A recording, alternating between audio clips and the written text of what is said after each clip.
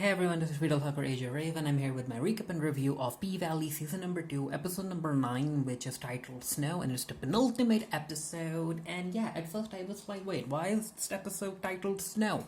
What's that about? Is it about addictive substances? But no, it turns out that it's because of Tina Snow, which we'll get to in a bit when we'll get to it. So in the previous episode, we saw that Lil Murda ended up arranging a funeral for Big T, and it was a very emotional episode. However, the episode ended with Lil Murda basically murdering Pico, which, okay, wow, okay, Lil Murda, you did that, and Clifford doesn't know. And we also saw Autumn continuing to talk to Kishon about helping her run away and everything. And Mercedes is still trying to heal herself, which, this episode explores more of that too. And also the previous episode ended with Carbon basically offering a lot of money for Patrice to stop her campaign to become mayor. And in this episode, we find out that, Patrice did take that money, but she's not backing down. So, coming to episode number 9, it opens up with Autumn helping Andre with his campaign, and she got the dancers from Pink to support his campaign and give people some viral marketing. And it does seem to be working because people are excited about Andre Watkins becoming the mayor of Chacalisa. And he's getting interviews and everything, and they're like, elect Andre for mayor. And while he is hyping up his campaign, this is where Patrice rolls in, and she has this entire outfit on. She has a stripper pole, and she is not backing down. She is not backing down, even though the people know about her past and everything. She's like, you know what? It was a higher calling of some kind, and that I'm not going to back away. I'm going to give the people of Chacalisa what they want. And she ends up using the money that Carbon gave her, and she basically uses these money guns in order to basically distribute the money to the public, and it's working. So Patrice is still in the running, but so let's see who ends up winning, who ends up becoming mayor by the end of this season. Also, as of now, I could be wrong, but as far as when it comes to the information that I could gather, the show hasn't been renewed for a season number 3, and I wanted to come back. For a season number 3. So we cut to Ernestine, and she's in the hospital. She's not doing well. She's not drinking water, and she ends up seeing her daughter again. And basically, from what I could gather when it comes to this particular scene, it's as if her daughter wants her to drink the water, as if it's kind of a rite of passage. That, you know what, Mom, you drink this water, and you'll come to the afterlife. And Ernestine isn't ready. So we cut to Uncle Clifford. Uncle Clifford is having morning sex with Lil Murda in the kitchen on the table. And while they're doing it, the phone rings, and of course Uncle Clifford is very worried about Ernestine, and she thinks that it's the hospital calling, and she picks it up. It's just some telemarketing person, and she's like, really? And then Uncle Clifford thinks about how she shouldn't be hooking up with Lil Murda when her grandmother is in the hospital and she might die and everything. And Lil Murda is like, you know what? As far as Ernestine is concerned, she would have wanted you to continue living on your life. So basically, these two characters are playing house, and they're becoming way too comfortable with each other. But Uncle Clifford, he's grown enough to realize that, you know what, this won't last forever, because Lil Murda is going on this tour with Tina Snow, and Lil Murda isn't ready to be publicly out in front of other people right now. And Uncle Clifford can't deal with all of that drama, because Uncle Clifford wants the man that she loves. Uncle Clifford wants that man to be open about their love for each other, and Lil Murda isn't ready to give Uncle Clifford that right now. And Uncle Clifford is like, you know what, we'll end up talking about this later. Right now, she's very focused on the Pink's reopening, and Lil Murda is going to perform with Tina Snow. And then we cut to Kishon. Kishon is ready to perform as well. It's basically her last performance at the Pink, because Autumn has figured out everything. She ended up helping Kishon with fake passports. She'll be giving money to Kishon, and Kishon ends up telling Autumn that everything has been planned. She ended up leaving. Now, correct me if I'm wrong, but it says, but from what I could remember, Kishon said something about leaving her kids at her sister's. So that's good that Kishon is still in contact with her sisters, right? Especially after the flashback that we got of Kishon. And she's like, What about you, Autumn? What are you going to do? Did you know that Chacalisa, the Pink and Chacalisa was going to be your home when you ran away? And Autumn is like, it's not my home. Once I sell the pink, I'm moving on too. So yeah, Autumn doesn't think of this place as her home, and Kishon is like, what about Uncle Clifford? What about the dancers and everything? And Autumn is like, don't worry about them. Kishon, worry about you. And Kishon tries to ask Autumn where she'll be headed, and Autumn is like, yeah, it's one of Autumn's rule to not tell anyone where you'll be going. And then we get to see Kishon walking into the kitchen and Diamond's there, and I think he's preparing chicken wings or something.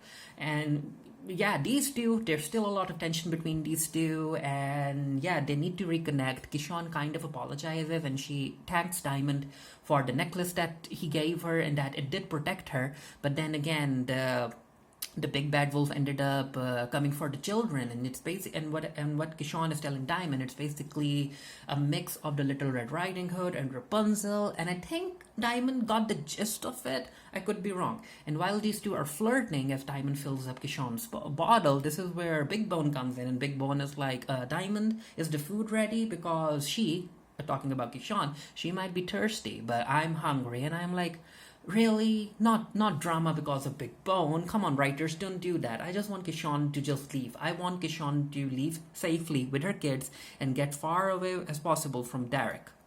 And then we cut to the dancers practicing, and Mercedes is trying to show what she's still got to everyone, and Uncle Clifford is very impressed with it. But yeah, it's not going to work because her shoulder is still hurting, and she tries to hold on to the pole while Kishon acts as her base, and yeah, it's not working. It's not working. And Roulette comes in, and yeah, Roulette is like, you know what, I'm not going to be going up the same pole as Mercedes. She might fall on me, and I don't want that. And basically, Roulette tells Mercedes that she's old, she's past her prime, and Mercedes isn't happy about hearing that. And even, yeah, Autumn has to step in, and even Autumn is like, you know what, Mercedes, if you can't hold the position at the top, why don't you base for Kishon or Roulette? And yeah, Mercedes isn't happy about it because Mercedes is supposed to be the number one dancer at the pink, and she doesn't like being number two. And then everyone talks about the money that the dancers will be getting. But yeah, before that happens, this is where Autumn is like, you know what, you're still injured, Mercedes. And Mercedes is like, whose fault is that, huh? Whose fault is that? Because of who did I ended up applying 7 pounds of pressure, huh? And Autumn is like, you know what, Mercedes, you need to stop blaming other people for what you did and everything. And Mercedes is like, you know what, I should have pulled the trigger on someone else that night, basically implying that she should have killed Autumn. And Autumn is like, do you really think that? And yeah, Diamond has to step in and everyone. So Mercedes needs to move on. And Clifford comes in, and Clifford is like, you know what, you don't need to be friends right now, but you do need to be sisters, okay? The Pink's reopening needs all of you. We have a big night ahead of us. And this is where Whisper is like, well, someone always gets hurt during nights like this. And I'm like, Whisper, really? Not now. Read the room.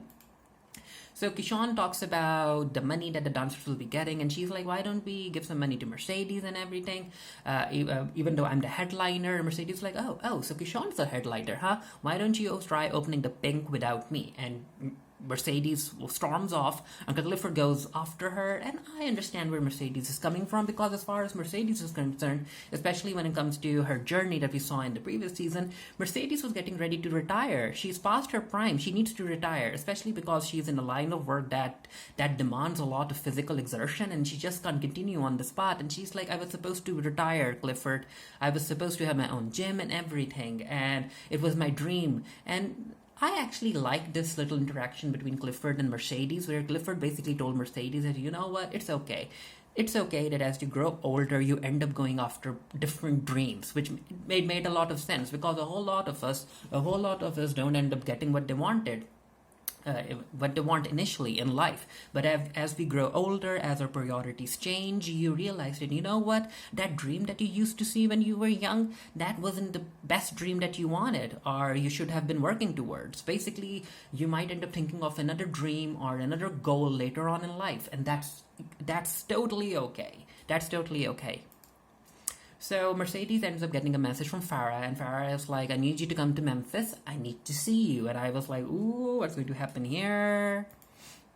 So Kishon bumps into Big Bone, and because Big Bone doesn't like Kishon flirting with Diamond, she talks about how these walls have whispers and everything, and this is where Big Bone tells Kishon that she knows that she's going to be leaving tonight. And I'm like, Big Bone, don't do it. Like, don't do it. don't stop Kishon from leaving someone like Derek. Don't do that. So Mercedes does go to Memphis, and it turns out that Farah ended up putting up this entire exhibition showcasing her photography skills, with the subject being Mercedes. And all of these pictures, they show the strength that Mercedes has. And Farah ends up telling Mercedes that she has filed for divorce and everything, and then she liked being with Mercedes. It was pleasurable for her, and she wants Mercedes to pleasure her again. And Mercedes is like, you know what, Farah, I don't think that's going to happen again. And then these two talk about the strength that women have, and Farah is like, you know what, I'm very impressed with the strength that you have, Mercedes. And every what were they talking about? Yeah, basically that she acknowledges Mercedes' strength and everything, and then Mercedes has an entire future ahead of her. She needs to pivot and everything, and Mercedes like, okay, I'll think about it. And I think she needs to think about it. I really want Mercedes to find something else in her life to do, because she can't continue dancing at the Pink. So Autumn is talking to the costume person, and yeah, she's like, the girls aren't going to be wearing these costumes. So she ends up paying her to get new costumes, and while she's away, Autumn ends up feeling sick. She runs to the bathroom, she throws up, and dun-dun-dun, Autumn, I guess, is pregnant, because Whisper walks in, and Whisper is like, are you ready for twins? And I'm like, okay, so I guess Autumn is going to have Andre's children. Does Autumn even want children? I'm not really sure. So it's the time for the reopening, and a whole lot of people are gathered, but they can't fill up the Pink more than 50% capacity. And the woman who ended up causing all of the drama in the beginning of the season, she comes back and she's like, it's already at 50% capacity. The rest of the people can go home. And this is where Clifford is like, no, we can't do that. So he tries to bribe the woman by saying that, you know what, I'll let you in without cost, and I'll also let you spend time with Big L if you allow us to fill the Pink to 75 capacity. How about that? And she's like, okay, I can work with that. And we get to see this woman. She's pregnant, and she tries to walk in, and we get to see who she is. We get to learn more about her later on. She's connected to Pico, and I'm not really sure if you have seen her before. I don't remember. She does seem like a very minor character. So Uncle Clifford is in the dressing room, and yeah, she ends up she ends up hearing Toy cough again, and Uncle Clifford is going to have none of that, and yeah, Uncle Clifford is like, well, you ended up infecting my grandmother, who might die, and you know what? I'm not going to risk anyone else's health tonight, and I'm not going to risk getting this entire thing shut down. So Toy, you need to leave. So yeah, Uncle Clifford ends up firing Toy, and I'm like, oh, Toy, no, but she does get fired, and Uncle Clifford asks her to leave. So Uncle Clifford ends up going on Murda's live, and little Murda is very excited because he'll be performing at the Pink with Tina Snow, and Uncle Clifford didn't know about that. And Tina Snow is revealed to be the actual Tina Snow, Megan Thee Stallion, making her acting debut on P-Valley, season number 2, episode number 9. And I'm like, oh, okay. So that's why the episode was titled Snow. And she did a very good job. The episode ended up giving us an actual Megan Thee Stallion performance. And while that's happening in the background, we see Maine over there with his people. And yeah, drama is going to occur. So Uncle Clifford ends up talking to Lil Murda, and Uncle Clifford doesn't necessarily appreciate Lil Murda putting up a performance with Tina Snow at the Pink without basically consulting her. And yeah, these two can't remain angry at each other. They start flirting with each other a bit. And again, Uncle Clifford is like, you know what? You need to back away from me unless I end up sucking your D right here, right now, in front of everyone. And Lil Murda is like, what if I do it to you first? So Tina Snow walks in, and Tina Snow is very excited. She likes the Pink, she likes the vibe and everything. And she's like, oh, so you're the pimp, huh? And Uncle Clifford is like, no, I'm not a pimp here. I'm just a manager. And I think that Tina Snow kind of clocks Uncle Cliff that there's something going on between Uncle Clifford and Lil Murda. And yeah, this is where Lil Murda is told that there's a client waiting for her in the Paradise Room, and Lil Murda is like, hey, Uncle Clifford, when did you start going for clients, huh? And he's kind of jealous, of course, and Uncle Clifford is like, well, things change, and Tina is like, you know what, Lil Murda, you need to focus on the performance. Let's go. Ooh, also, They also talk about how Uncle Clifford doesn't want a repeat of Murder Night, but I guess that's going to happen. So coming to Toy, after she gets fired by Uncle Clifford, of course she has bills to pay, her car is going to be seized and everything, and this is where Whisper tries to comfort her. Roulette walks in, and yeah, because of the experience that Whisper had when it comes to how Roulette managed that man when he was threatening Whisper's life, Whisper thinks that Roulette can help Toy as well, so I guess Roulette has another woman that she can basically send to other men for money if they agree. So yeah, this could turn messy. This could turn very very messy if the story continues. So it turns out that the client waiting for Uncle Clifford in the Paradise Room is actually Corbin.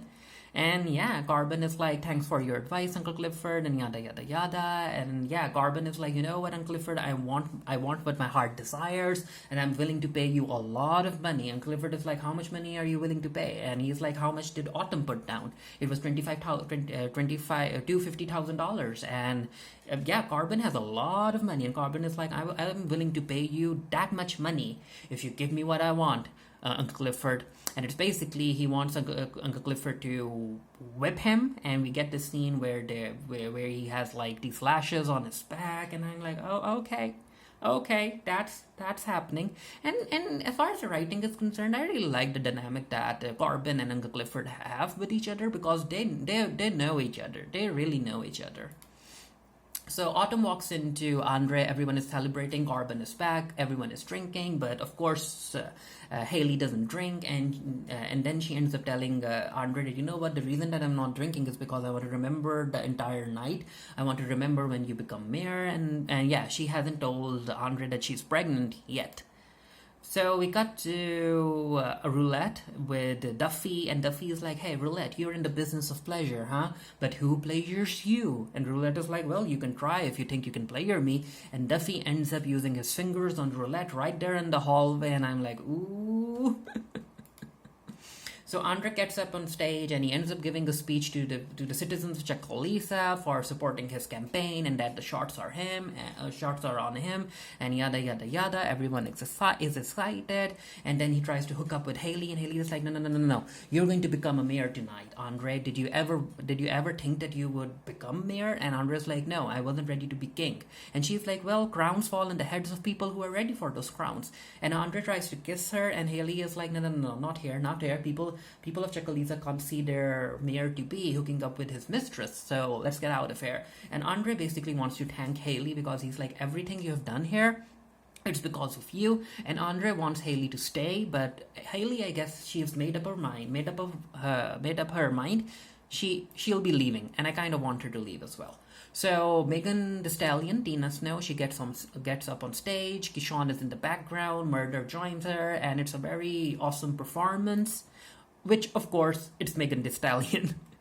And Mercedes is looking at Kishon's performance. Maine is there as well, and they're very impressed. And yeah, Mercedes realizes that, you know what, it's Kishon's time. It's Kishon's time, especially because Maine is like, well, she's dancing as if it's her last night here. Mercedes like, that's exactly what it is for her.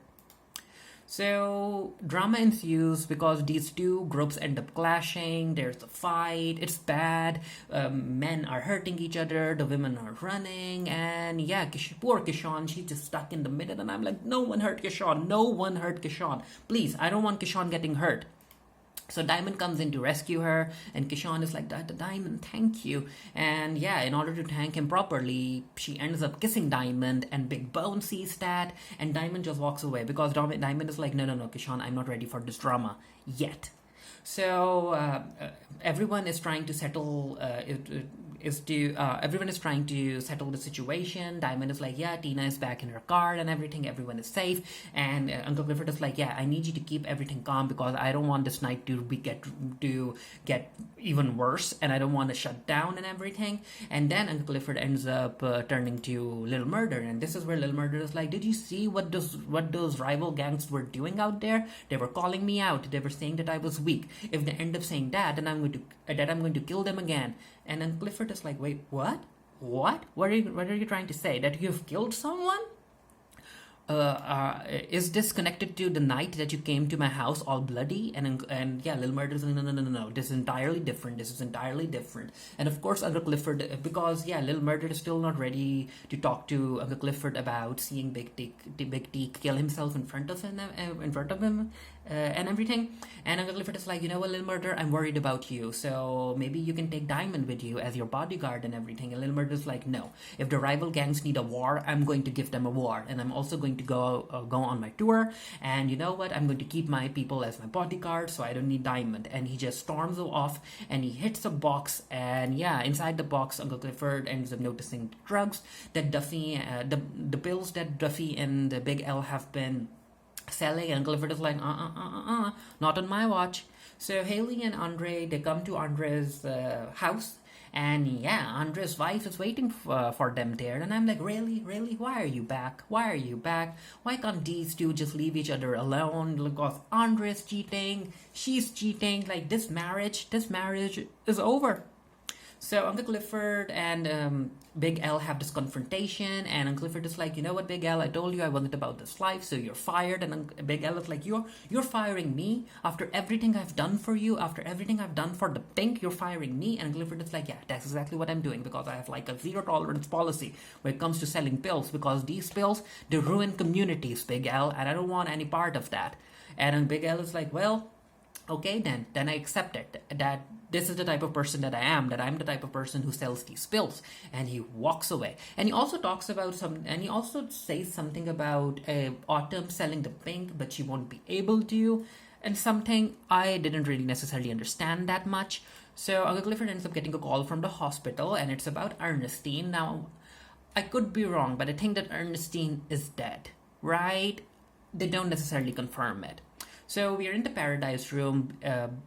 Lil Murder is listening to music. Mercedes walks in, and yeah, these two have a very nice little interaction about their futures and what they want to do, and how they feel that there are certain things that's holding them back. And I really like seeing Mercedes basically sitting in a throne room, and Lil Murder tries to cheer her up. He compliments her dancing skills and everything, and she compliments her songwriting and what he's achieved. And he's like, well, will you listen to this new song that I'm working on? And she's like, well, what if it's bad? What if I say that? And Lil Murder's like, that's why I like you, that you are true when it comes to your opinions. And I'm like, Mercedes, you really need to move on. She needs to. I really hope that she does. I really hope so. So yeah, she listens to her music, his music, and it's all well and good. And I really want Mercedes to move on. Again, that shoulder thing, go to therapy or something. So it turns out that the pregnant woman that we saw earlier on in the episode, she's Pico's girlfriend who was going to have his baby, and she's like, I know it in my soul, I know it, I feel it, the way that I feel this baby inside of me, that Lil Murder is the one who ended up murdering Pico, and Maine and everyone are like, we'll address that later on, we'll address it. So we cut to Big Bone, and yeah, Big Bone is looking at this picture, and she has Montavious' ring. I think that's Montavious' ring. I could be wrong. I'm not really sure. And she's about to send it to someone, and I'm like, don't do that, Big Bone. Don't do that. Don't stop Kishon from running away with her children. Don't do that, please. And yeah, it's time for Kishon to say goodbye. And Clifford is like, really? You were going to say goodbye without actually saying goodbye? And Kishon is like, this is my home. And yada, yada, yada. It's an emotional thing. And especially after what Uncle Clifford heard on the phone. Because again, I think that Ernestine is dead. And these two hug it out, and Uncle Clifford is like, well, I wish you all the best, Kishon, and I don't ever want to see your face here, ever. And Kishon understands where Uncle Clifford is coming from, and she accepts that, she appreciates the support that Uncle Clifford has been giving her, and she walks away. And then the episode ends with Uncle Clifford looking at her reflection in Mercedes's mirror with the words that Kishon left, that I'll be your sister always. And yeah, the episode ends, and it was an enjoyable episode, but you can tell that the most intense stuff that's going to happen, that's been saved for the finale for next week. And of course, I'm looking forward to watching that. Let me know what you thought of the episode down in the comment section below. And until next time, stay happy, stay blessed. See you guys later. Bye.